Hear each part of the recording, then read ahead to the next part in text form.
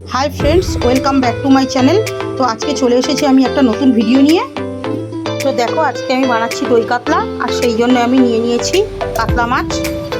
আর সেই জন্য আমি এর মধ্যে নুন, হলুদ, লঙ্কার গুঁড়ো আর লেবুর রস মিশিয়ে নেব। দেখো, মাছগুলোকে আমি এইভাবে মাখিয়ে নিয়েছি।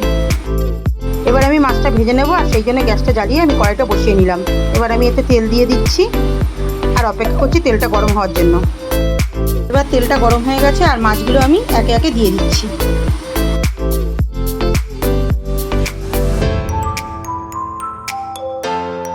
দেখো, মাছগুলো এইভাবে উল্টে পাল্টে লাল লাল করে ভেজে নিতে হবে। মাছগুলো আমার ভাজা হয়ে গেছে।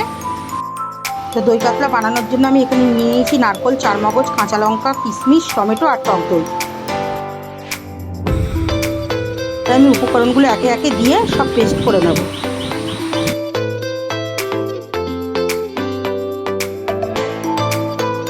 তো দেখো, এখানে আমি সব কিছু পেস্ট করে নিয়েছি। টমেটোটা আলাদা করে পেস্ট করে নিয়েছি, আর দইটাও ফেটিয়ে নিয়েছি। এবার আমি কড়াইতে পরিমাণ মতো সর্ষের তেল দিয়ে নিচ্ছি, আর অপেক্ষা করছি তেলটা গরম হওয়ার জন্য।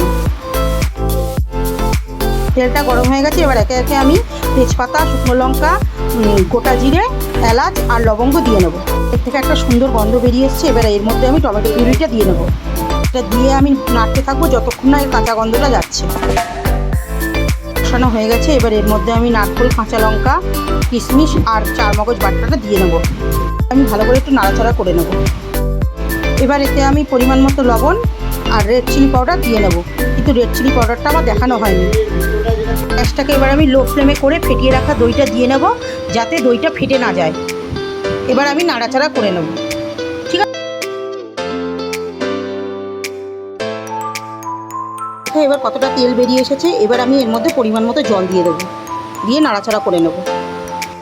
এই ঝোলটা এবার ফুটে গেছে। এবার এতে আমি একে একে মাছগুলো সব দিয়ে নেব। এবার আমি মাছগুলোকে উল্টে পাল্টে ঝোলে পুরো ডুবিয়ে দিচ্ছি। এবার এর মধ্যে আমি চিড়ে রাখা 4-5টা কাঁচা লঙ্কা দিয়ে নিলাম। এবার আমি এর মধ্যে পরিমাণ মতো ঘি আর বাড়িতে বানিয়ে রাখা গরম মশলা দিয়ে নামিয়ে নেব।